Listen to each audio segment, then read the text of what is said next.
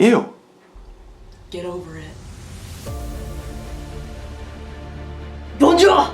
Hail and well met! Hello, fellow elven citizens. My name is Timpani Dryroot. I'm Lysadriel. I'm Chadathin. Heavy metal warlock. Succubus and scholar. Newly crowned king of Wabansia. Another attack! Another eye! Oh, and don't you start laughing. I got soap in here for both of yous.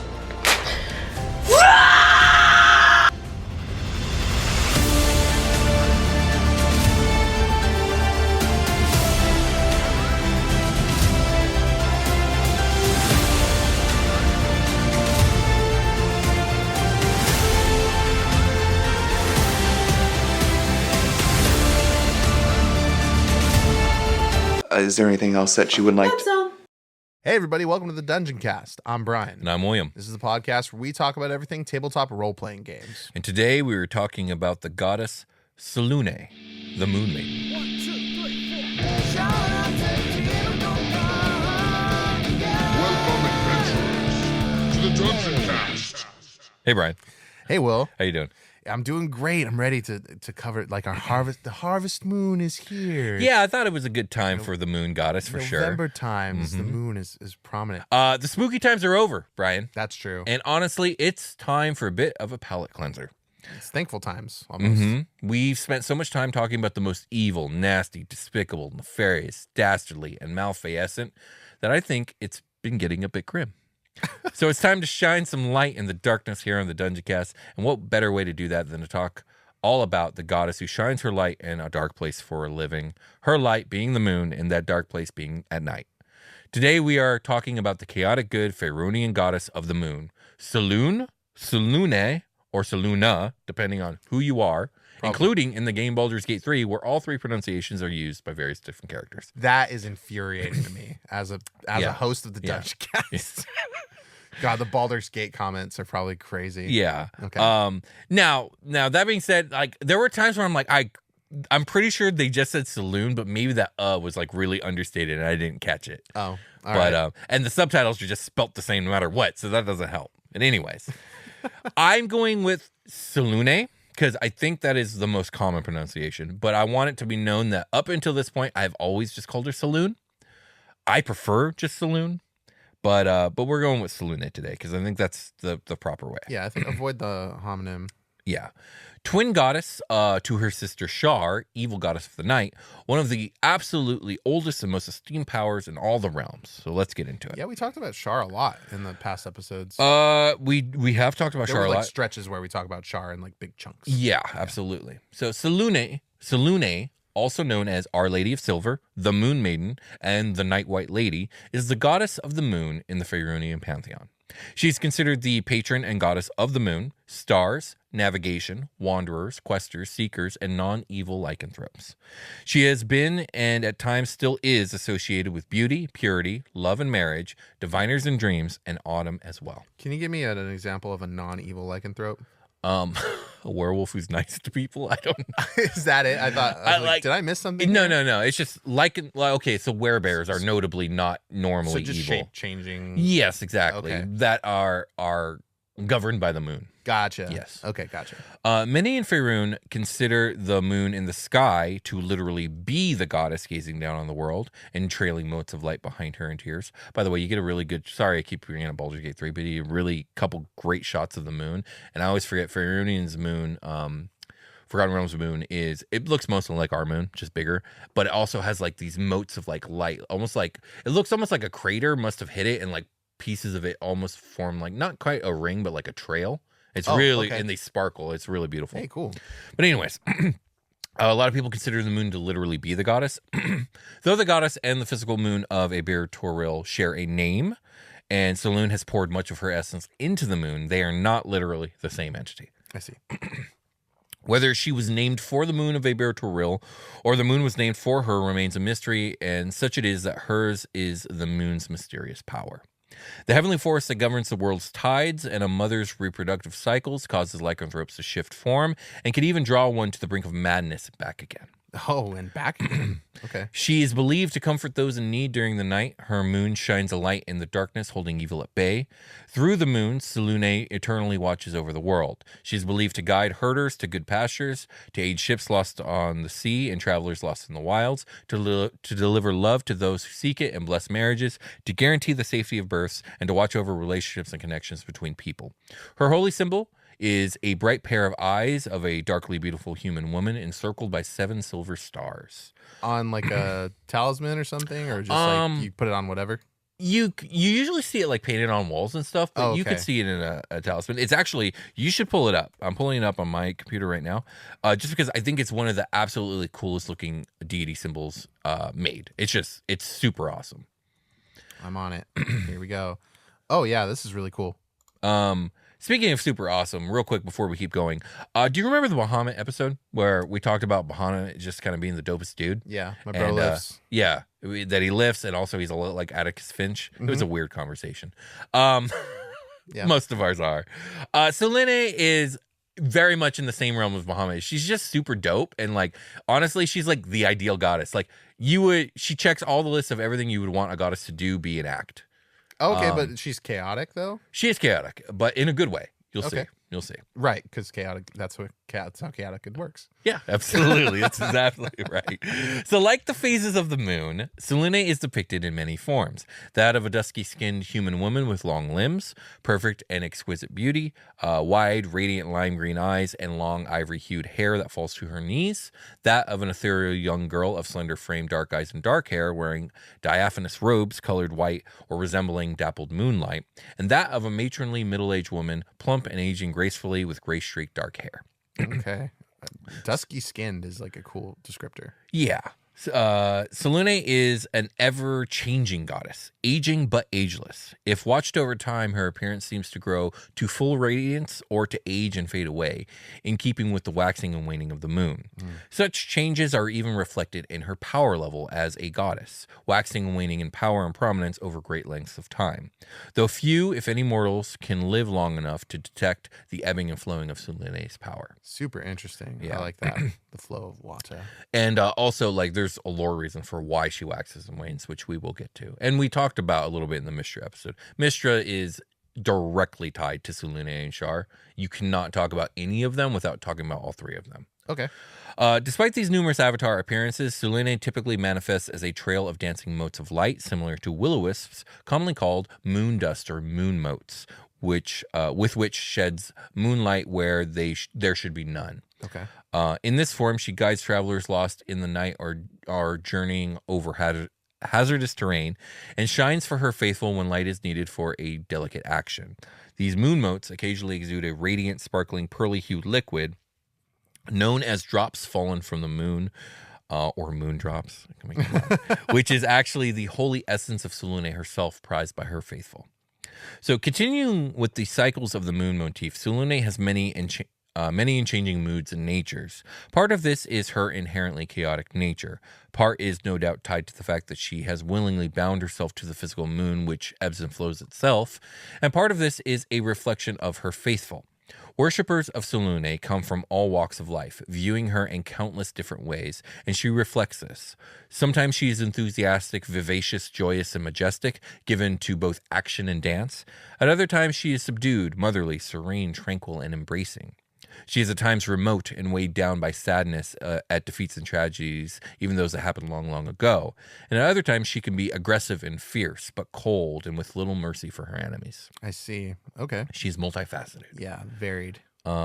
Which is notable when it comes to gods, because gods, whether they were mortal that became gods or not, have this tendency to become the super concentrated essence of the thing they represent. Right. So being multifaceted is actually fairly unique amongst gods. Yeah, it's probably a lot more interesting. You have to like kind of pitch if you need something, like wait for a certain time, maybe. Like depending on their moods. Yeah, no, that's very true. That's very true. It's way better than like Dionysus, who's just always fucking wasted.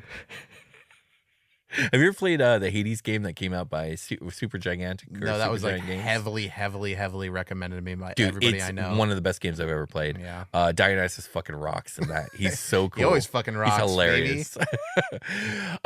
This is not to say that Selune is duplicitous or completely unpredictable. On the contrary, Selune is a caring and accepting deity, notably kind-hearted and forgiving of her followers' faults. She is an ageless, ancient, and mystical being, a good being of chaos, well used to change, most often when confronted by true evil that threatens that which she protects, and she does so fiercely. Yeah, she's just emotional and moody, and that's okay.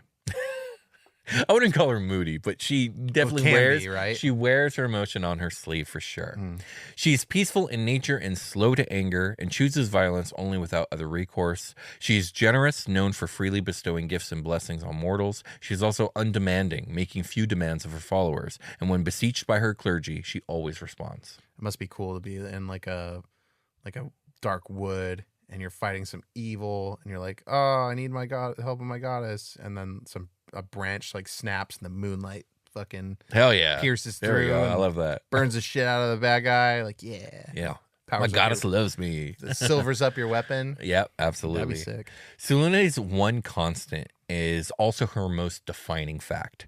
She is locked in an eternal struggle with her sister, the goddess of darkness, the night, and loss, and one of the single most powerful evil entities in the realms, Shar. Like, they were cool at first, right? And then Yes. Shar was like, nah, fuck you. It's more complicated than that. We're going to get into it. Their war was, or is, the eternal drama of the sky, a war that has been waged since before all other Pharaonian gods existed, before time was recorded. It is said to be vital to the balance of nature, the dark of the night devouring the light of the moon before the moon is again renewed and the cycle repeated. In their never-ending struggle across the sky, Selune is slain by Shar at every new moon. They fight constantly in all realms of existence across the sky at night and in other planes, waged through their mortal followers and their servitor beings, and in person. Selune labors away to thwart Shar's dark plots, and Shar ever seeks to eradicate Salune's light and turn the world to cold darkness. They will never forgive each other and never forget the other's slights. Oof. Yeah. That's tough. It is. Need some therapy. They do. And Ao is not interested in helping out. Am I everything dad? He's there. He is responsible for their creation. Well, everything's creation, but yeah. Yeah, he's going to come up twice in this episode. He's a bad dad. He's not a good dad. The thing is, he's not actually a dad, which is, like, he's not actually directly responsible for most of the gods. The closest would be these two. That sounds like what a bad dad would say. I guess so. He's more like, he's a bad landowner. He's a regular landlord. I guess so, yeah. He's your average landlord in America. I don't even think if that's a good analogy. I wish Diggy was here. He would have a good one, I'm sure. Diggy would know. Yeah. It's okay. He'll chime in on Discord about it. But to understand this conflict, we must tell its story from the beginning, from before time itself and the world of Aber Torel. Selune is believed to be one of the oldest deities known in Faerun, and in fact might be the oldest deity along with her sister. In the beginning, the universe and its crystal sphere were created by Lord Ao, and with it there was naught but the primordial essence, the protoplasmic raw stuff of existence. Described as chaos and timeless nothingness, the sphere was filled with no more than dim, misty shadows, neither light nor dark, for such things had not yet separated. In time, Selune coalesced from the primordial essence alongside her twin sister Shar. The goddesses were beautiful, identical but polar opposites, silver-haired and raven-haired, one representing the light, the other the dark. Yet they were so close they saw themselves as one being, known later as the two-faced goddess, or the sisters who were one. They complemented each other, and together brought order out of the chaos. From the cosmic ether, Aber Toril and the other heavenly bodies were wrought and infused with life. In the process, they formed the goddess Shantea, at the time the embodiment of all matter in realm space, later only of the world Aber Toril. So she's like the goddess of nature, and she's like Mother Nature, but she also is the planet. Cool. Okay. And is their direct daughter, whom they worked with to bless the worlds with life. The universe was illuminated by the cool, radiant face of Salune and darkened by the hair and welcoming embrace of Shar. However, there was no fire or heat in any of these bodies. Desiring to nurture life on the worlds that formed her body and limbs, Shantea asked the two-faced goddess for warmth. Then, for the first time, Selune and Shar were divided, being of two minds on whether they should let there be more life or not on the worlds. Selune wished to give Shantaea the heat of fire and promote life and light. Shar abhorred this idea as an affront. Thus began the War of Light and Darkness.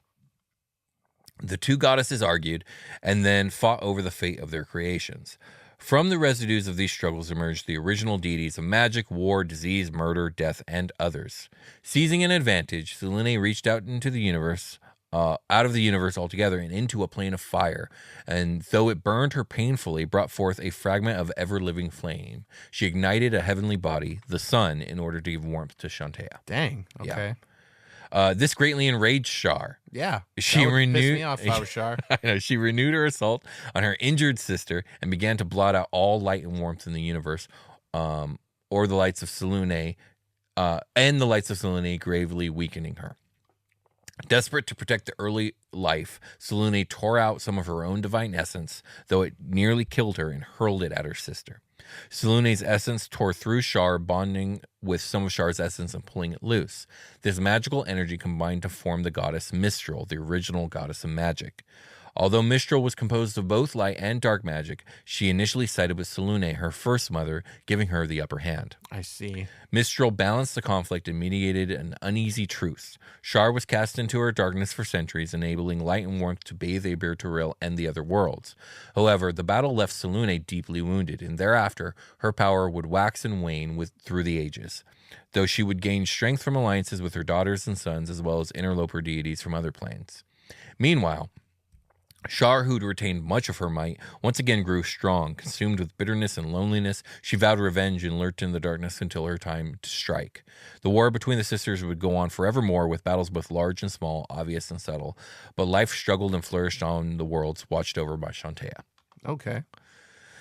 So when it comes to Selune's power waxing and waning through the ages, we can actually track it from the beginning of time in Forgotten Realms to the current era. Damn. Yeah. After the War of Light and Darkness, we know both goddesses were in a weakened state. Both start to slowly gain power from here. With Shar's never really wavering once she gets to full strength. When she's at full strength, she's just, bam, one of the most powerful greater deities in all of Faerun. One of the top evils. You're always going to hear about her. She's going to be involved in a lot of stuff. Okay.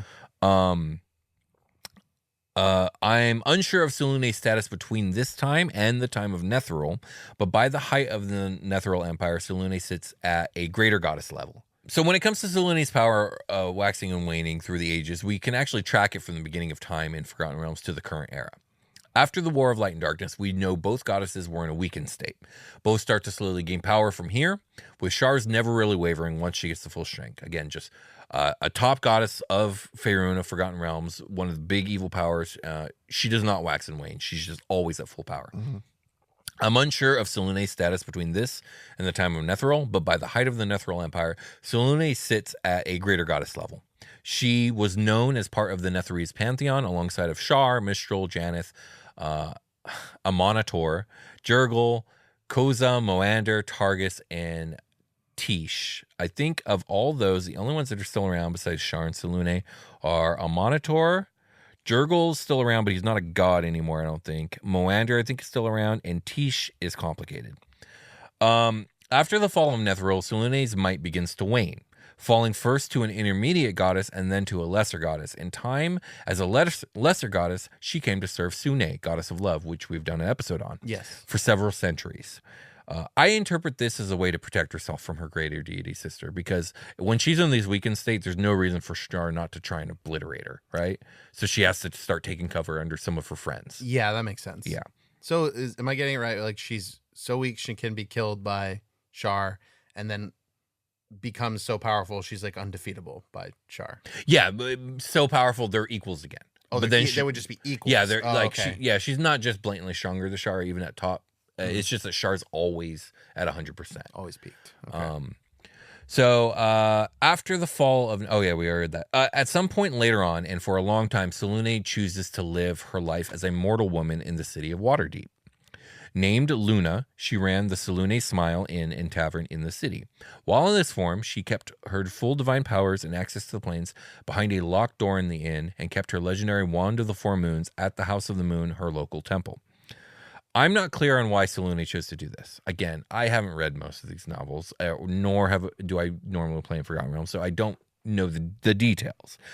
But to me, it reads like this is a further waning of her power. Like maybe it's symbolic or unrelated, but that's how it reads to me. It's like she's now reached the nadir of her power, and like maybe she represents this by going down in mortal form, right? And she's like, I'm going to be here until I'm ready. Yeah, I'm going to live in one of the chillest places. Yeah, exactly.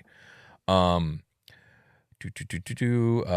funnily enough, this time that she chooses to go mortal comes prior to and runs right into the time of troubles. Oh. So remember when Bane and Merkel decided to steal everything Dad's tablets of fate, only to realize that their plans sucked and tried to pretend like they had no idea who stole them? Yeah, and everything Dad knew about it. Yeah, and he punished, like, whatever, you idiots. He punished all the gods by turning them mortal. Yeah. Well, since Selune was already being immortal, she had no idea that any of this had happened. Oh, chill. Yeah, she had no idea. Hacks. Yeah. So this leads to a pretty crazy adventure where Selune, now mortal Luna, has her identity challenged by someone else claiming to be an avatar of Selune, leading to Luna getting gaslit into thinking her memories were a delusion and she was always immortal. Okay, what? And the false Selune taking her prisoner and attempting to drive her insane. Eventually, Luna's spirit gets broken by this imposter, and she gets indoctrinated as a zealot follower of the false Selune and joining an order known as the Lunatics. That's a way to steal godhood, right? Because then you gain their followers and get worship. Yeah, I believe so. Wild. I believe so. I'm the crazy moon now. Booga booga booga. So, after some shenanigans, Luna's allies rescue her and convince her of her true identity and realize that this false Selune is actually just Shar being a total bitch. Oh, yeah, okay. There's a confrontation where both goddesses go Super Saiyan Kaiju and fight Godzilla versus Mecha Godzilla style over the city of Waterdeep. Okay. The fight ends with Shar not wanting to risk actual death because remember, this is the time of troubles. They can actually die. Okay. Since they're both still mortal, and she just dips out. She's Why? like, this isn't funny anymore. Runs away. All right. So, following the time of trouble, Selune and Sune, parted on good terms, and Selune was free to do as she willed again. Yeah. This signals the beginning of Selune's waxing power level. Since then, she set out on her own once more, making new alliances in her unending war against Shar, such as the new Mistra 2.0. Mm-hmm. By the way, just as a reminder, we have Mistral, then we have Mistra, and then we have Mistra 2.0. Mistra 2, yeah. The one that is not the first one. The one that we thought died in the spell plague, but apparently didn't. So there isn't actually Mistra 3.0 like I thought there would be. There's just a Mistra 2.0. Mistra 2. She was originally named Midnight as immortal. But then, like, they got inherently changed, right? By the process of whatever happened to become Mistra 2. So they were, like, different somehow. I'm not unsure. Unclear. Forgot. Unclear. Not a Forgotten Realms expert. This is a Selune episode. Yeah. This waxing of power continued along with a growing popularity and worship base all the way through the spell plague and to the current date where Selune is now again a greater deity. So Selune's divine realm is known as the Gates of the Moon and is located in the plane of Isgard, a plane that we've pretty much never talked about. Okay. It is the opposite of Acheron, where Acheron rides between lawful evil and lawful neutral. Isgard rides between chaotic good and chaotic neutral. Okay. Yeah. Cool. So, where was I? The heroic domains of Isgard, also referred to as Gladsheim, is the plane straddling. Okay, I just said this. It's its direct opposition of Acheron. Yeah, gotcha. Selune's domain is a misty island surrounded by an endless silver sea where the ever-present moon waxes and wanes, causing regular tides in the sea as well as shifts in the personalities of the inhabitants. There you go. The brighter the moon, the more happy, friendly, and stable those who dwell there. As the moon fades, the more sullen, withdrawn, and even angry or hopeless the peoples become. Oh, man. In addition to the island that holds Selune's realm, there are other stony islands that float in the silver sea and in the sky above as earth motes. Each is naturally beautiful and contains dwellings from rustic cottages to graceful mansions. That sounds awesome. Yeah, it does. Let's take a short rest. Okay. It's the grand adventures of Ilian and Beard. Ilian, it's nice to make camp after that spooky grove. Yes, the grove was very unpleasant. Yes. I'd rather not speak about it. You're right. You know, and I know, I can't help but stare at the full moon, and I felt inspired and had to paint. So thank you for making the fire tonight. No problem, Baron. And yes, the moon's light is quite a serene and beautiful thing to behold. They say the goddess of the moon is a patron of questers and and the arch. That's us. That is Sweet. us. That is is, sweet. and her light truly is magnificent to behold, but not nearly as brilliant and magnificent to hold as the pendant of plenteous patrons, Bjorn. Yes. I feel like we've really forgotten our mission statement, and I feel like we really have drifted away. I feel like we've become complacent with this shard of of substantial supporters. That's right. But this is but a taste of the power and the baggage we will receive when we form the pendant itself in its completeness. Think about it, Ben. I've thought about it. The shard is actually kind of doing exactly what I needed to, which is like kind of fill up my paints. Ben, you need to dream bigger. You're right. What if I could paint on the side of a church? Yes. Some sort of temple. Indeed. I could paint the whole wall. Yes. I've never done bigger than a canvas this size. Absolutely. It's fairly large, but it has to fit in my back, Indeed. Yeah. And so let us not forget, as we've made our way through the Ghost Grove, or the Grove of Ghosts, either or, up these foothills towards the top of the northern mountains where a supposed meteor has struck and formed a crater that they are now calling Creator's Crater, but I'm pretty sure it's actually a shard of substantial supporters. Yes, but I did.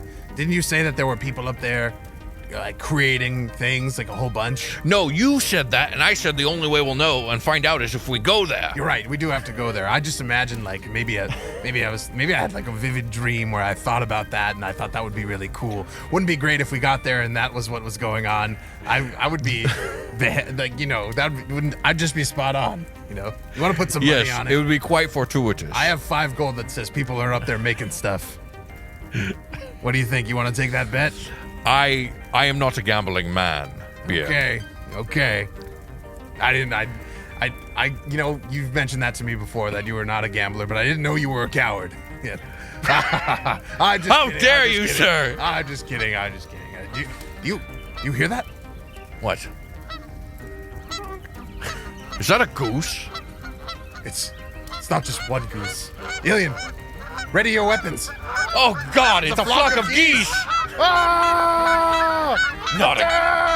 Not again.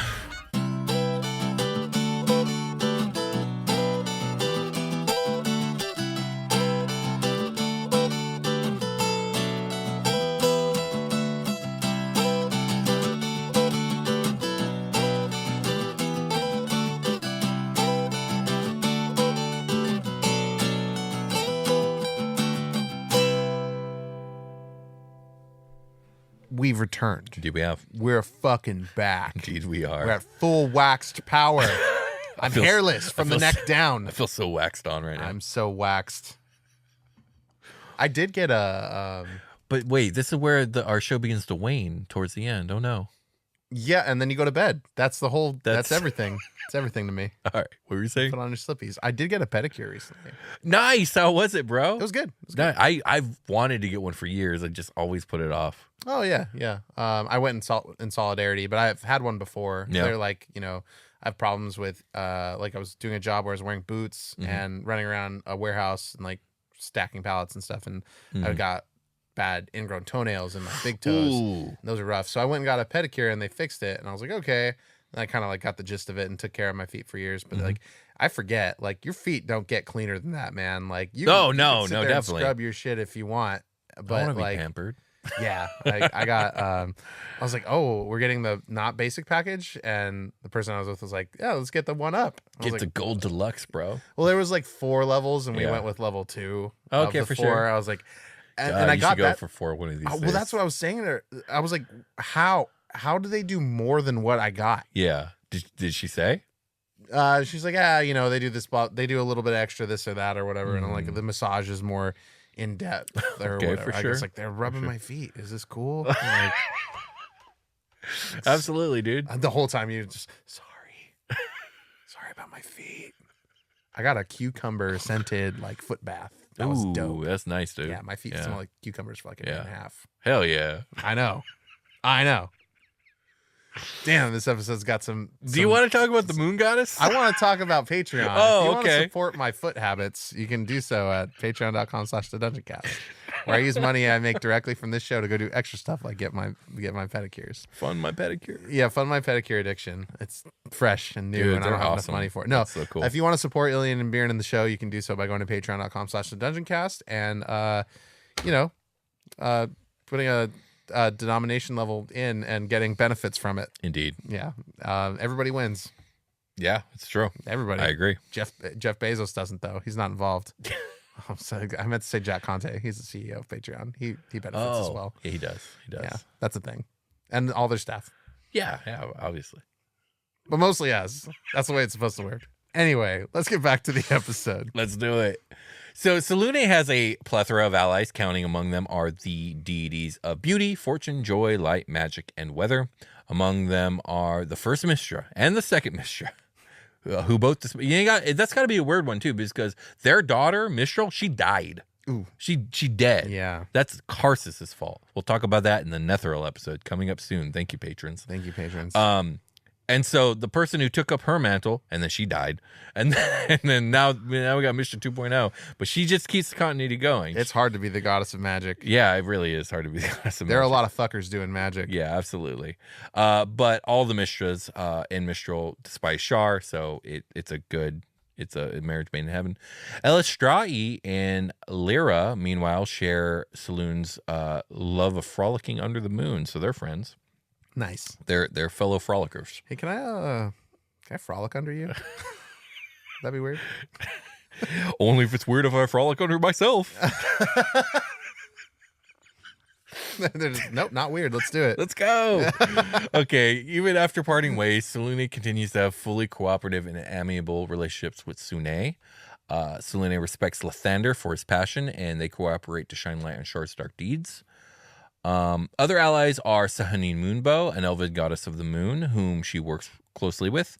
Fellow gods of travelers and mariners.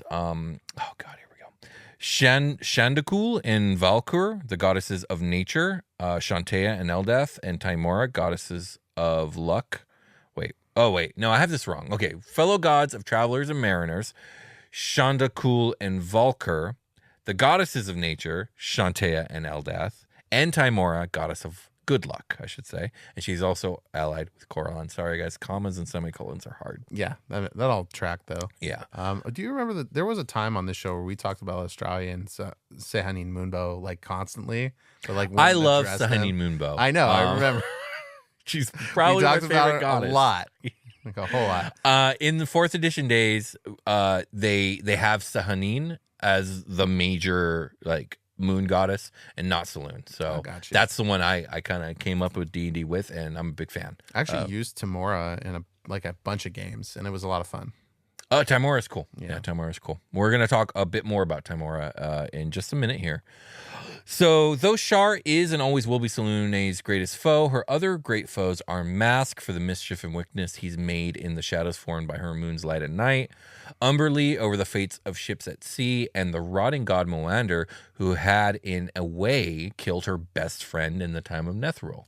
So we're going to talk about that. Is it here? Yeah, we're going to talk about it here. So during the divine conflict known as the Dawn Cataclysm, don't ask, I don't know, Tish, the goddess of luck, was covertly corrupted by Molander, the god of decay, whilst on her travels. She returned to her realm and found Salune had come to speak with her, as well as the god of dawn Lathander, Tish's ex-lover and instigator of the Dawn Cataclysm. Again, don't ask me, I don't know. And the god of mages, Azuth, who'd come to mediate. However, seeing the rot within Tish, Salune began to weep great tears and swiftly struck her with a bolt of light intended to purify her. However, Tish instead split down the middle, producing first Timora, the goddess of good luck, and then Bishaba, goddess of bad luck. The twins immediately fell to fighting and were separated only by Salune, Lathander, and Azuth. I used Bishaba a lot. Yeah. Also because I wanted the dichotomy. Oh, yeah, absolutely. That was fun. So Salune kind of lost a good friend because of Molander. The Dawn Cataclysm was an attempt by the god Lathander to reshape the pantheon. What the fuck, Ad? Why did you just send my paragraph to the fucking abyss? The Dawn Cataclysm was an attempt by the god Lathander to reshape the pantheon of deities more in his own image. It is unknown when this event occurred, but Lathander failed, resulting in the destruction of several deities and powerful outsiders. So just some like the Dawn Cataclysm kind of encapsulates it pretty much. Yep. It's There it Vander's is. fault. Yep. Selune is served specifically by the Shards, a band of unique planetar angels of shining aspect. They usually bestow mortals with gifts and boons on her behalf. Lesser creatures of similar appearance, called slivers, also act on her as her special servants. Selune sometimes transforms favored petitioners into shards as a reward for their faithful service in their mortal lives. Okay. Shards, huh? That's relevant. A thing we do outside of the lore. It is very relevant. Okay. I wonder if they have I keep forgetting the word. Something supporters. What's the word I used? The shard of sufficient support. No, it wasn't sufficient. No, what was it's it? Substantial. Substantial. I wonder if they're substantial. Probably. Yeah. They're angels. So. Yeah. Selune and her teachings of compassion and guidance are appealing to all folk who live their lives by the moonlit night sky, and hence her faithful are an incredibly diverse group. She is followed by those who are lost and those who are questing, sailors and navigators who travel by the stars, often pray to the Night White Lady to protect them from Umberlee, the Queen of the Depths. Others who labor by night at honest work pray to her for similar reasons. Some seek her for protection in the dark or from the dark forces of Shar. Lycanthropes, whether those of good heart neutrality or a few who relish their condition, honor the Moonmaiden as the mistress of their nature. Astrologers, diviners, fortune tellers, mystics, and those just curious about the future acknowledge her as a ruler of fate. In particular, she is commonly worshipped by human women. They look to Selune for guidance, courage, and strength, while couples hope she will bless them with children when the time is right. Her church's ideology of female empowerment make her popular with alewives, laundresses, seamstresses, and servants. Meanwhile, the church's philosophy of self-reliance and finding one's path make her popular with all kinds of mavericks, eccentrics, and outsiders, such as adventurers and outcasts. Interesting. Okay. Even those who not dedicated to Selune pay their respects to her. For example, a band of adventurers on a nighttime raid might make an offering to Selune for guidance. Most goodly folk pay homage to Selune during the full moon. Even evil thieves try to placate her when they can. It must be interesting to get a beacon, like a ping from some random adventurers just because the moon is full. It's like, who the fuck are you guys? Okay. she's mostly like, all right. I got a little extra time tonight. I guess I'll keep an eye on it. And then you go do something else and you look back. It's like, oh, they're getting fucked up by bandits. Let me just boop. Right, you're welcome. So even though, the Church of Selune is the primary religious organization dedicated to the worship and service of the goddess Selune, they are commonly called Selunites. Makes sense. The highest principle of Selune's ethos is acceptance and tolerance. She asks her faithful to encourage and exemplify acceptance, equality and equal access, tolerance and understanding, to treat all other beings as equals, and to make all welcome in the faith. Fellow Selunites are treated as dear friends and are to be aided freely. They are to be as helpful and friendly to lonely and good people as is feasible, and they are taught to be compassionate, patient, and accepting of everybody, with an understanding ear and a healing hand. Okay. We like Selune here. Yeah, so she's the ideal goddess, really. Worshippers are also urged to be humble and self-reliant, to use common sense and practicality, and to find their own practical paths through life to be as successful as possible while not neglecting their compassions for others. This long-sighted approach allows priests to grow content, happy, and prominent, and sees the clergy gain influence and strength. Selune makes few demands of her followers and is lenient on issues of alignment and religious observance. Practical common sense and following one's own path are more important than details of faith or strict performance of ritual. Selune also teaches guidance through observations of the heavens, and that life changes like the moon waxes and wanes. As every force in the world ebbs and flows, she encourages her followers to never lose faith or lose hope, yet still struggle to hold back the tide of evil and bring light to the darkness. There are broadly two kinds of Selunite clergy. Those who remain at the temples, often but not necessarily due to age or infirmity, and those who wander Faerun. Their duties are similar but distinct. Okay. Temple priests provide healing to the community and tend to the residents of asylums and sanitariums, which often adjoin their temples. As the goddess bades them, they are generous with their healing magic and charge very little for it. Instead, the temple priests make good money by practicing astrology and telling fortunes. So lying. Well, it's not lying in D&D, but I hear you. But no, in this world, it is a very legit business. Oh boy, I said a thing. I wonder who's triggered out there right now. Come at me. I'll fight you. Hilarious. With divine guidance, they are more successful than ordinary folk. There you go. All right. Itinerant priests spread the faith by seeking out and keeping in touch with both existing and potential worshippers in the belief that Selune can be worshipped anywhere. Such priests also provide healing, usually asking for nothing more than a meal and a warm place to rest. These habits keep the clergy well-traveled, resilient, and in touch with the natural world in a practical manner. I like that. That's cool. You can come across a good fortuned person randomly in your travels. Indeed. With the faith of Selune promoting equality and understanding for all, and with her wide assortment of worshippers, her priesthood is just as diverse and eclectic.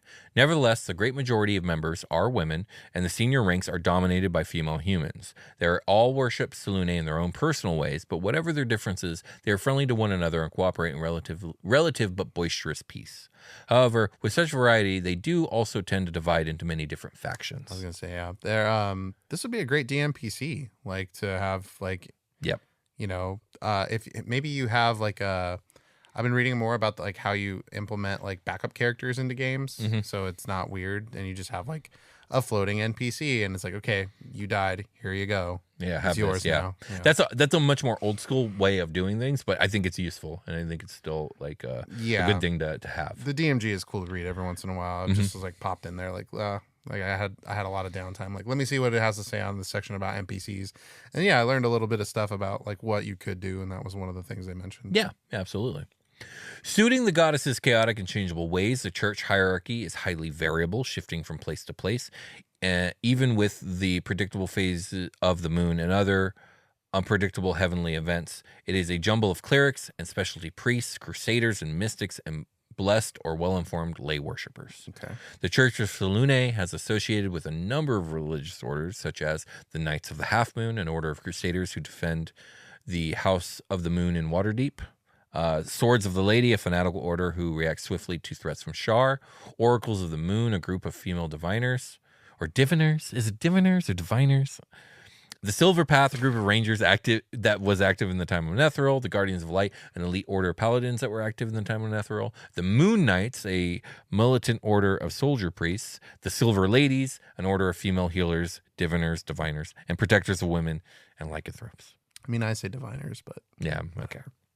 Nobody cares what I think. Though Selune is not a strict demander of ritual and rite, the most sacred rituals of Selune observed by all clergy are the Mystery of the Night, an annual holy day, and the rare Conjuring of the Second Moon. I want to go to the Mystery of the Night. Is it like a murder mystery dinner? That sounds dope. I feel like Selune would love a murder mystery dinner. She'd be like, one of you is Shar. Only the Shar person knows. Yep, absolutely. The Mystery of the Night is the most sacred ritual. Every priest is required to perform it at least once a year. The priests cast certain secret spells that then prostrate themselves before an altar, where they fall into a deep trance. Then they fly upwards to spiral around the night sky and even to circle the moon. I'd be like, hell no. No more Selune. We're out. Meanwhile, they communicate personally with Selune through mental visions. This is both draining and injurious, but easily healed with time or magic. Yeah, no thanks. Hey, we're gonna float your ass. It's gonna be rough. It's gonna be rough up there. Straight into a flock of geese. It's a weird one, but they do it every year. Can you imagine getting shot into a flock of geese, and then the geese are mad that you're up there? Geese are already pissed off. Sorry. Oh no, not geese. My only weakness. And they're the geese from the fucking from Regular Show. They're like, I've never seen Regular Show. Oh man, I'm sorry, man. It's good. I hear it's great. Let's talk about the Conjuring of the Second Moon. Yeah. It's conducted only on Shield Meet, a day that occurs once every 4 years. That's MEET. Yeah, it's the leap year day of Forgotten Realms. I'm pretty sure I haven't done it yet, but I'm pretty sure I confuse meat to my shield in Tears of the Kingdom. Oh, you definitely can. I've seen it shield done. Meat. Yeah, you can. I just didn't want it on. I just didn't want meat out. I hate when the meat is just like on the ground in that game. Disgusting. I don't want it on my shield. Yeah, definitely not. Every Shield Meet, at every temple in Selune in Faerun. The clergy chant in coordination, and the confluence of their devotional energy summons the shards, the planetar servants of the goddess. For one night only, the shards will do as the clergy asks them, most often to combat the minions and dark forces of Shar. However, at dawn the next day, the shards elevate one mortal priestess to their ranks before they depart for the plains. The one that danced the best or whatever. Yeah, I guess so. I would make them dance. I'd be like, what do you got for me? You're from heaven. Like, show me the dance moves in heaven. Hell yeah. You have to do what I say. Suiting it's true, right? Suiting the changeable and individual nature of both church and goddess, the holy sites of Selune vary across the land. They range from simple shrines, such as those in the Dale Lands and oft in the wilderness, to amazing opulent temples like the House of the Moon in Waterdeep. There are also humble hermitages, hilltop circles in which worshippers dance in the night, and ornate temple mansions, huge edifices with open-air courtyards and great skylights. Nevertheless, there is a widespread preference for smaller shrines and individual worship. Common features are feminine symbols, small gardens, and reflecting ponds. Okay. When manifested as an avatar, Selune can cast a wide variety of magical spells, except for those of the plant sphere and any that conjure darkness. She, by the way, this is like second and third edition. Oh, I was gonna say that's old speak. Yeah, the plant sphere. This is the old speak. The sphere of spells. That. What are you saying, old man? Yeah. The plant sphere. You must know. That's that spell's got vines. You don't in understand. I can't find my pager. You can't do that spell. It's in the plant sphere. Stupid. She avoids necromantic spells unless absolutely necessary. She can freely cast divination spells alongside other spells. Her spells all have similar appearance, beginning as streaks of moonbeams and only revealing their true effect when they strike. She radiates protection from evil to a distance of 100 yards. Or 90 meters. And no good summoned creature within this range can be dispelled or banished. Meanwhile, a holy word from her automatically banishes evil extraplanar beings. Okay. She cannot be damaged by electricity and light spells and cannot be affected by illusion, enchantment, or charm spells. No lycanthrope can attack her. She cannot be detected or revealed by divination magic unless she wills it. These are some excellent, really handy buffs. Yes. If pressed into battle, Selune is an awesome warrior fighting with divine fury, but with martial and magical skill and coordination. Finally, Selune can sense any deed that occurs in open moonlight anywhere in the world. I would very much prefer she fight with a scythe. That'd be sick. That'd be cool. She's got a wand and a sword, but yeah. Yeah, like weapons that represent the different phases of the moon. I guess that'd be sick. Yeah, that'd be badass. Yeah. In battle, Selune wields a Moonblade +3. However, her favorite weapon is the Rod of Four Moons, a four-flanged heavy mace of potent magical power. Selune's scale mail is comprised of opalescent circular scales that glow faintly with silver light. She dons it only in battle, but might lend it to beings on a quest for her without losing any of its protection herself. Ooh, that's cool. Yeah. I'm going to make a homebrew item called the Jupiter Flail, and it's going to have all of Jupiter's moons as like, represented on the flail. So there's a flail in Elden Ring called what's it called? It's called Bastard Stars or something like that. And there's an enemy called Estelle, the natural born of the void, and someone being a natural born of something is a very, very, very old speak of saying they're a bastard, like an ill-begotten child. He's a giant eldritch abomination from the stars, whose body looks like it's made up of like opalescent like galaxies. Elden Ring's a cool game. Cool. So anyways, when you kill him, you can turn in his remembrance and get the weapon Bastard Stars, which is a flail that looks essentially like it's a solar system that you whip around, just like what you described. Exactly. Yes, there it looks go. Exactly what you were talking about. I reborn the thing that exists. You did. I'm gonna pull it up. Hold on. There we go. Sorry. Any questions about Salune? This is the end. It's about Salune. Homebrewing weapons for Salune. No. Do you have any questions about Salune? No, these are my no. We're just gonna what's possible here. Let's give her a flail that. So that's Bastard Stars. A bunch of moons. It's a flail. Yeah. Does it spin on its own? It just sits there spinning. I don't know. I've never used it. Okay. Well, mine would spin on its own. It would just all the moons would rotate the way they would around Jupiter. That's badass. And you would just swing it on people. I like it. Hell yeah. No questions. We gonna get ready for long rest? Moon goddess. Oh wait, I do have. Okay, what do you got? People Selune hates. Master Roshi. Piccolo. Definitely Piccolo. Did Master Roshi destroy the moon too? They blew up the moon twice in Dragon Ball. Because they Definitely can't fucking remember what they do. And No, just Akira take Toriyama notes. does not care about. No, not at all. Let's just blow it up twice. Anyway, He just wants to draw buff monsters with very suspiciously penile looking heads. Yes, and very slow pan ups over the butt and crotch area. Yeah, absolutely. Man, that crotch is on screen a lot in the original Dragon Balls. For sure. So people that Selune really likes from Dragon Ball, Vegeta. Vegeta is into the moon. That's it. Well, he makes one. He does make. He makes a moon. fakie. He does make a fake. Yeah, moon. that's it. Vegeta is a cleric of Salune. All the Saiyans are, as long as they have their tails. Yeah. Well, no, because remember, she's only the patron of good lycanthropes, and Vegeta was definitely a bad lycanthrope. Yeah, the original Saiyans. Then they were good. Yeah. There we go.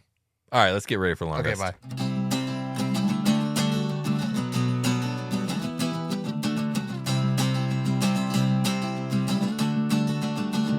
Hey everybody, welcome to the long rest. This is the part of the episode where we frolic under the moon in our shiny silver moon slippers. There we go. Yeah. They don't get grass stains on them ever. No. And they Mostly because we're floating amongst these damn geese. Yeah. Will has moon slippers and I have geese slippers. Should I just honk through this whole thing in the background? Like, honk! Sorry. Selune, the god of geese. Goddess of geese. Okay. What do we want to do here? Do we want to read YouTube comments? What do we want to do? Let's do that. Let's do YouTube comments. I'll pull up an episode. Oh, you guys can follow me on Instagram at Soundgood Inc. I've got a couple follows from people that are definitely fans of the show. I can tell who you are from a mile away. I can also tell who's a sex robot from a mile away. Yeah, that's very obvious. Yeah. They've usually got a boobie out or something. Something. Or like a butt cheek is just hanging out. I'm like, that can't be. Could it? Okay, well, I don't know. I'm not interested. Anyway, I'm pulling up comments. Oh, I forget. I have to go to a certain tab and then pick the episode. And then what episode do we want to read? We could do the Sword of Cass, Bane, Hades. I think we did the Book of Vile Darkness. Oh, we did Malconthet. That was the last one we read. Yeah, that was the last one we did. We could also do the Book of Vile Darkness, which has a lot of views. Dude, that was a popular episode for sure. It's got a fair amount of comments compared to the others as well. Yeah, go ahead. We'll do Book of Vile Darkness. We can't do Sword of Cass yet because it hasn't aired. It will by the time this comes out, but It will, but I don't have comments to read. That's true. That's very true. Okay, we'll go Book of Vile Darkness since it was so popular with everybody. Let's see. Turn off this thing. And now... we're there. Okay. So thank you to everybody who subscribes to us on YouTube, hits that like, and participated in the Baller Street giveaway, which is concluded. We're going to do another giveaway soon-ish. We're figuring it out. But for the Book of Vile Darkness, we have Chanting Zhang says, canonically, illithids not having souls probably only means that the life on the material plane is literally the only one they have. Thus, they are very obsessed with their afterlife in the elder brain, or extending their life as liches or alhoons. Does that all track? Yeah, that does all track. The fuck is alhoons? It's they're lich. They are lich. Illiliches. Illilich. Lichithids. Lichithids. There we go. Okay. Here we go. This is that comment. Okay. Quantum Perception said, I'm not going to read. Sorry, my Take bad. a drink. Any chance you would upload a copy of the Shout Out to Demogorgon songs? I like a couple and they get caught on my head sometimes, etc., etc. This comment goes on for a while about how we should cite our work, etc. And I think I left them a comment. You did. Okay. I wrote it. Oh, you wrote it? I'm pretty sure I wrote a comment to them. No, the song. Oh, yes, yes. Yeah, absolutely. And Will plays on it, and it's a collab, and it's original. We did it. Yeah. We addressed it last episode, but like there were a lot of paragraphs kind of like very quietly felt like shame. Yeah, I was like, why don't you do what this other YouTuber does to credit the art? And I'm like, we don't do art, and we are the artists. I did it. Yeah, it was me. Yeah, and Will, we did it. Yeah. Okay, that's we. That's all I want to say about that. Yeah, you know what it is thank you for liking the song. Yeah, thank you for liking the song. Thank you for liking the show. What I don't like is the assumption that we got someone else to do it. Yeah, you know what I mean? Then didn't credit. Yeah. No, it was me. Maybe I should like write a credit somewhere, like for. Yeah, that we should put credits in our shit. Thumbnails, I will. 8 years later. Yeah. Okay. But yeah, no, absolutely. Because we're getting a lot more attention on that particular thing right now for some reason. I don't know why. On the music? Yeah, but I appreciate it. Yeah, absolutely. Because it's really good, dude. The fucking rocks. Yeah, it does. It's absolutely. Yeah. Fatty McFox says, for any MCU fans, the Darkhold is supposed to be the Marvel version of the Book of Vile Darkness. Both always tried to corrupt promised knowledge, numb you to the price of horrors committed in pursuit of that power, and is always trying to bring you and the world around you to ruin. Cool. Yep. I'm going to hit the like and heart on that. Thanks.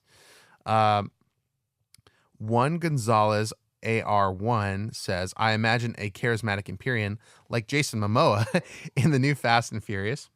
Everybody in your party hates you, and they want to sleep with this Empyrean. Did we talk about... So some of this context is lost on me because it's been a few... I don't re-listen necessarily. Like, I'll go in for editing, but like, you know, that was it. The only most recent Empyrean conversation that I remember us having was I hinted that there is a character from Baldur's Gate 3 that to me reads obviously as an Empyrean, but like is not stated to be Empyrean. In fact, they're stated to be something not an Empyrean. And the thing that they're stated to be doesn't make any sense lore-wise. And I do believe Diggy addressed someone who asked me a question about it. Oh, interesting. Okay, cool. Thank you, Diggy.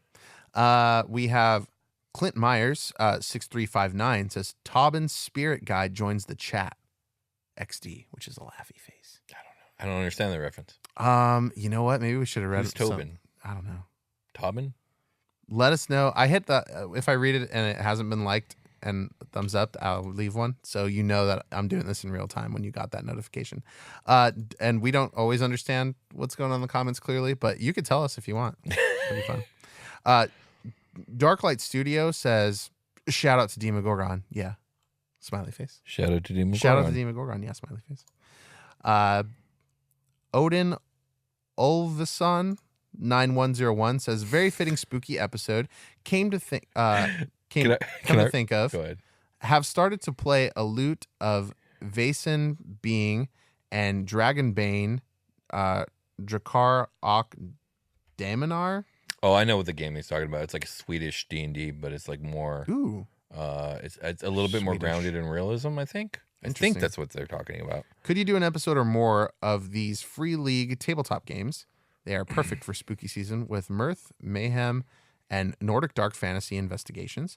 Most images, drawings, illustrations are made by, I think they meant Swede, Johan Egerkrans. Highly recommend buying his book about dragons, Vaesen, undead, living dead. That sounds super cool. Yeah, it does. Halloween's over, but maybe next year. Maybe next year. As we desperately claw at D&D's spooky content. Can I read a couple comments? Purchase. Yeah, absolutely. I just happened to be in the newest comments. So this one's from our History of the Drow episode, which is like episode 71. Oh, yeah, I did see comments coming in on the fact that mermaids are fish centaurs will now be something I ponder for the next few weeks. That came in this morning. Yeah, that was funny. We got another one here on the Quinshinaban episode. What's the name of the break song? Yeah. We talked about this earlier. Like I said, yeah. And that's all I'm going to read. Go ahead. Okay, so Pernicious 8523 said, I wonder what would happen if one were to stitch the Book of Vile Darkness and the Book of Exalted Deeds together, the pages interlaced. Such an interesting experiment. Probably a bomb. I think, I mean, obviously, I don't know for sure, but to me, it sounds like much like magnets of opposing polarities. Yeah. Or the same polarity, I should say. It becomes, I think it'd be hard to even bring them together. It would be called the Book of Neutral Grayscale after that, and it would just sort of not do much. I hate these filthy neutrals, Kip. It would just be a book of the most regular fucking facts. With evil, you know where it stands, but with neutral, who knows? It'd be like reading a monster manual. You know, it's just like there's some good. Yeah. It's the Dungeon Master's Guide. Yeah, it's a Dungeon Master's Guide. Hill giants are 15 feet tall. Or wait, it's just very factual. Yeah, it's hilarious. The Book of Regular Facts. Or you would it would implode and you would plane shift or something. I think, yeah, Be ripped I think asunder. explosion, but I honestly think that you wouldn't be able to get them together. Like you wouldn't be able to like literally push them together. Yeah. Man of Steel 6153 says these guys are literally some of the best and funniest D&D content creators out there. Thank you. I genuinely look forward to each new vid you guys drop. Thank you. Fire emoji, fire emoji. Thank Never you. change, y'all. Lol. Thank you. Thank you. 03045 says, wait, when does an Empyrean show up? You talking about that's the the episode. I think ASMR, or- Diggy probably replied to them, Diggy, or maybe it was a Diggy. conversation. I Not saw on on this one. Discord. Diggy wasn't on this episode. I can't. I mean, for spoiler reasons, I can't really say. Yeah. Go It's find just out. like look up Empyrean lore and the way they behave, and then think about who behaves. Also, look at Empyrean lore and look who they're the children of, and then look at the characters that you meet along, Act 2. Ripper Train says, I love you guys. Love you too. Wallupoff says, more like Book of Vile Dankness. Jesus. Thank you, Wallupoff. I don't smoke, for anyone who's curious. Oh. Are people curious about it?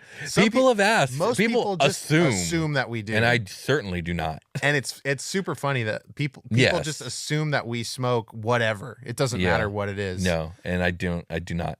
And I'll go ahead and say that maybe. That's a hilarious. maybe from me. That's a Mm, maybe I don't for know. me, dog. That's gonna be a maybe for me. It actually came up with That's funny as hell. with Marcos and Mariko lately. Oh yeah? Yeah, I think you were here. No, yeah, I was here when they came over. Yeah, And yeah. I was just like, hey, do you guys That shit was funny. yeah. That shit was hilarious. Okay, so we got Bubo Stabbins says, I would like to point out that there are a lot of types of clerics and paladins, and only a third of them are good. Smiley face. You're right.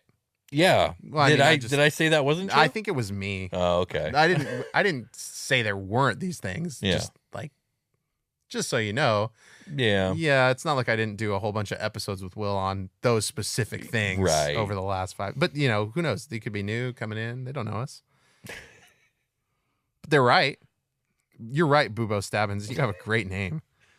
That's a cool. And your thumbnail is like a little, I think it's a null from here. Not sure. Anthony Kalfa 2048 says illithids lose their souls as they become aberrations, part of transformation. However, some illithids retain or have gained souls at some point, as there have been souls of illithids found in the outer planes. Oh, that's interesting. Yeah, the whole soul. Okay, so remember Baldur's Gate when is we doing talked the about thing. Alhun and then we talked about Yeah. the Illiliches? Well, the thing about liches is Lichithids. sorry, they're supposed to have souls, right? That's how you're a lich. So like that's what kind of got me when Baldur's Gate 3 is like. Literally, you get asked like, "Do you think illithids have souls?" And you're like, "Yeah, doesn't everybody?" No. I'm like, "Oh, all right." Let's just hash this out right here. Yeah, No. exactly. I was like, "Damn, okay."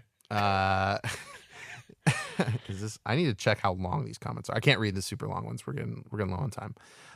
Kale Brenegar 1992 says, "Lol." So the book gets wiped out by a Zordon wave. Yeah, basically. Yeah. I enjoyed that comment when it came in. They also said, just got my What the Grumsh beanie for winter. Oh hell yeah! Happy fall, y'all. Lol. Happy fall. Yeah, thanks. We have a merch shop. We never talk about it. We don't. Links in the description.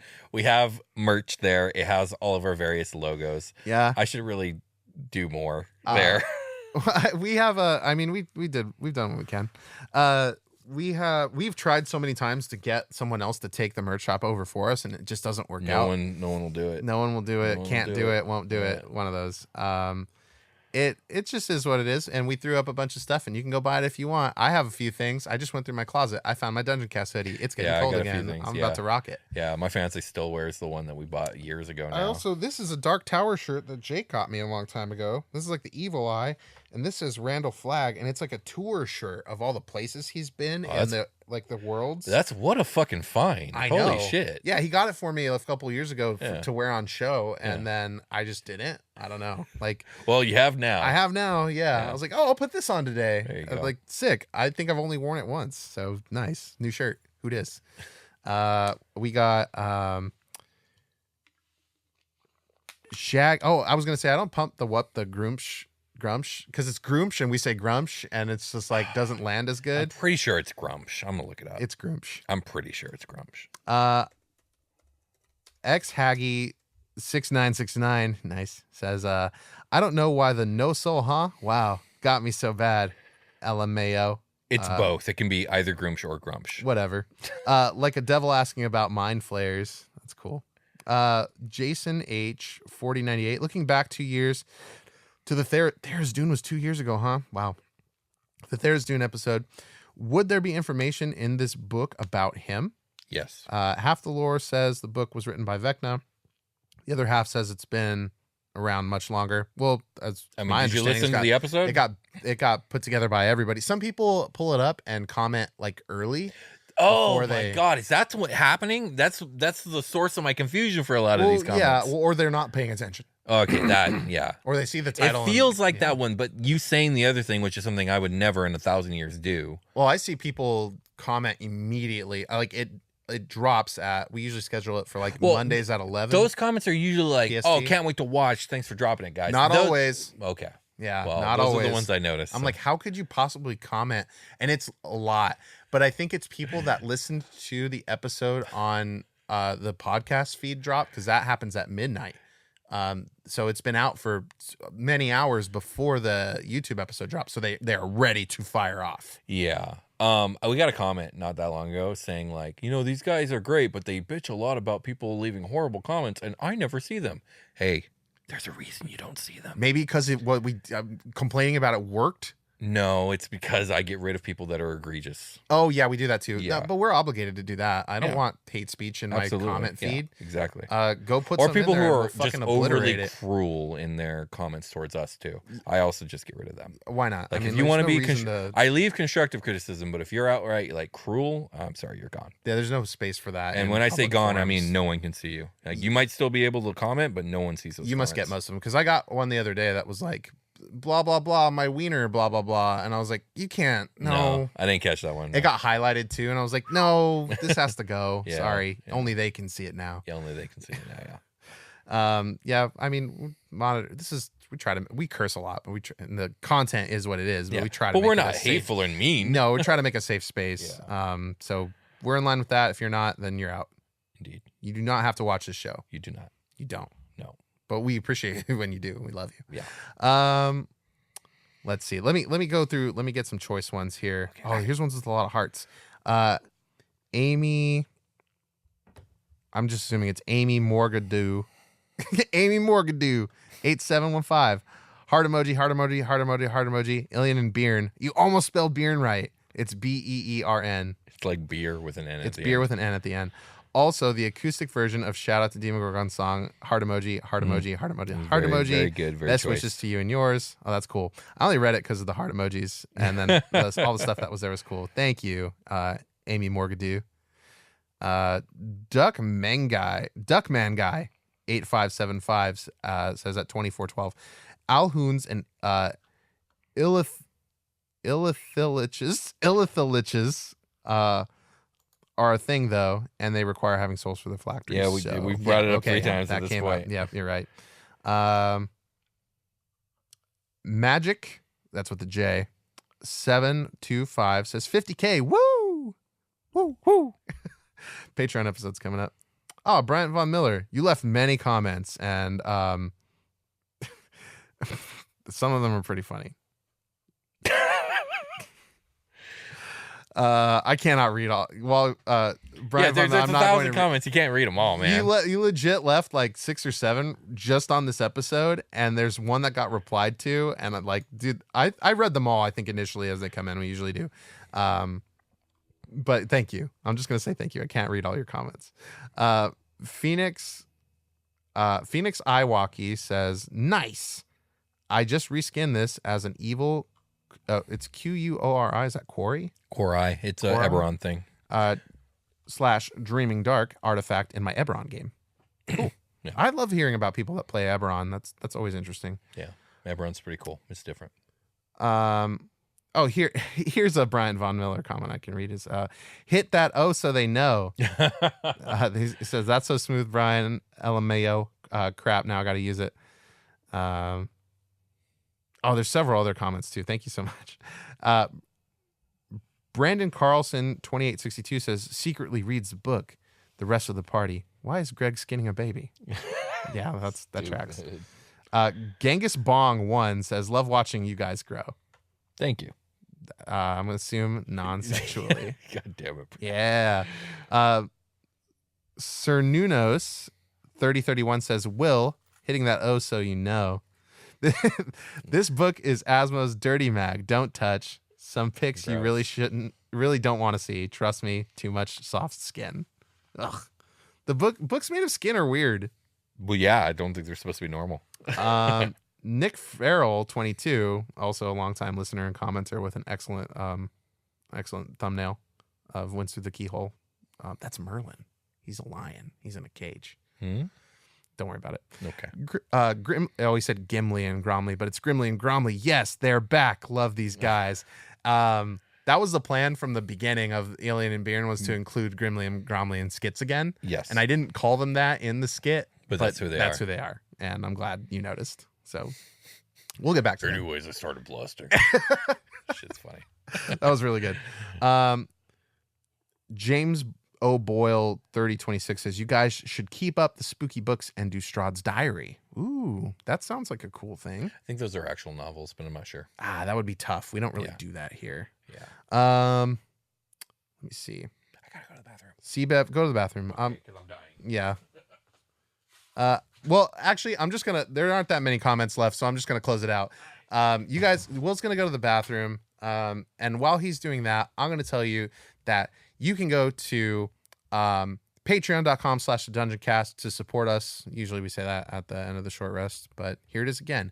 And then you can also mail physical stuff to our P.O. box, which I'll be checking soon, and getting the notifications set up pretty soon, since I was told that that's a thing that we can do. Thank you to a listener who told us that. I will be more diligent about shit-talking the post office before I know all the stuff they can do. We also have an email address, thedungeoncast@gmail.com, if you are interested in ad inquiry or anything like that, or just want to say what's up. Those are all ways you can get a hold of us, including we have links below for all our social media, including our Discord, which is probably the best, most direct way that you can get a hold of us. And you can find us on social media. We've got Will coming back from the bathroom, who can tell us all about that right now. What am I talking about? Social. Oh, yeah. You'll find us on Twitter, Mastodon, Threads, and Instagram, and the links are in the description. Right. You can find me on Instagram at Sound Good Inc. I'm not doing a whole lot there, but you can see the dragon turtle that we have in the backyard. Oh, some people have been asking about on YouTube what mini this is that's like green. And that's a dragon turtle that a listener painted and sent to us. Yeah, it's a super badass ancient dragon turtle. Looks badass as fuck. Yeah, this Demogorgon was hand painted as well. Shout out to Demogorgon. Let's see. Social. And then we have one extra project that we're doing right now outside of all that stuff, and it's the Star Seeker's Guide to Drakenstar that Will can tell you about. Yes, we're writing a D&D source book for the setting Drakenstar, the setting in which we played our live stream campaign, Super Quest Saga. It is a space opera, science fantasy, science fiction setting in which the world of D&D has been expanded across an entire galaxy with spaceships and dragons alike. It is not an adventure book, but it's a source book with tons of player options. There's going to be new futuristic equipment, futuristic subclass options. There's been some updated species. We're calling them species instead of races. There's a species builder, so you can build your own unique alien races. Gonna have some crazy unique artifacts, a bestiary of over 100 alien monsters. There's going to be new spells. And there's going to be space combat, space travel, ship combat rules as well. There's going to be mechs and vehicles and all kinds of stuff. So if you're interested in any of that stuff made by yours truly, go ahead and check out drakenstar.com and go ahead and pre-order. All the money that we're getting in from the pre-orders is going into more art and better quality pages, et cetera, et cetera. We're trying to make this product as good as possible, and support helps. So yeah, check it out.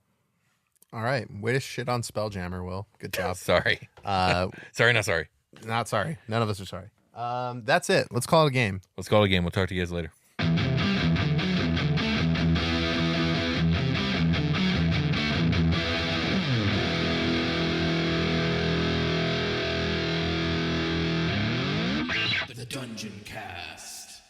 good time for the moon goddess for November sure. times, the moon is prominent. We actually had our full moon very close to Halloween. Yeah. Did you catch the solar eclipse? Everyone keeps asking me, and I didn't. Yeah, I watched a lot of cool videos of it though. That looked probably exactly the same. It was better for my eyes. So real quick, you know this about me. I live a very unplugged life. Yeah. Like a very unplugged life. This is the most plugged in you are. Yes, when I show up here and Right. do this. And you catch tell you me up on about memes. things. Yeah, sure. So I don't know why. I think I was going to the gym. And I walked outside and it was like 9 a.m. And I could just tell something was wrong with the sunlight. And the weird thing was, I had the same. Yeah. I was like, what the fuck is going on? I was out like, here? something's Whatever. wrong. I knew something was wrong. I just didn't know what it was. But here's the thing. The weird thing for me was at the time where I lived, there was recently a fire and I could smell like ash, right? Yeah. And I'm like, the skies look clear, but I'm like, obviously the sunlight's dimmed. I go, there must be some ash in the stratosphere. I thought don't the know. same shit. I was like, oh, something's on fire. Yeah. Unfortunately, living in SoCal over the last 15 years is like So we had really this exact tuned us same into the experience, fucking, right? Yeah. Because that's how the sky gets when there's like fire. Like Yes, covering- absolutely, Yeah, you absolutely. still see the sun, but it looks fucked up. Yes, exactly. Yeah. So whatever. On my way to the gym, stop at the gas station to get an energy drink and some gas, and I noticed that there is a bunch of people buying glasses, and I still have no idea what's going on. But I'm like, something's going on. There's some sort of event happening. So I get to the front counter, and the lady's like, "Do you want to buy glasses?" I was like, "For what?" She goes, "For the solar eclipse." I was like, "Oh, dots connecting." Yeah. She goes, "They're $3." I'm like, "Nah," because I'm thinking like, okay, well, like it's not that dim out here. It must not be that big of an eclipse, right? I'm thinking like it's like a sliver. So, but I take the time to call my fiance and the family at home to let them know, because none of them knew either, you know, if they wanted to do something about it. And while I'm talking on the phone, this dude who has these glasses on comes over. He's like, "Bro, check it out." And he gives me the glasses. Bro, the sun was like 75 to 80% covered. Oh yeah. It was crazy. I was like, holy shit. Like, that's crazy. I should have bought those glasses. So anyways, the moon is a crazy thing. And we're talking about a moon goddess today. Sorry, we go way off on that tangent immediately. Yeah, everyone. we normally save that for later, like way down the line, like Sorry, at the end of guys. the episode. Well, a lot of podcasts, they do talk a lot up front about They whatever. do, and I don't like it when they do. A lot of the time, It depends. It depends. It depends on who it is. So my apologies. Did you have anything to add to the solar eclipse conversation before we get back to the topic at hand? Space is cool. Space is cool.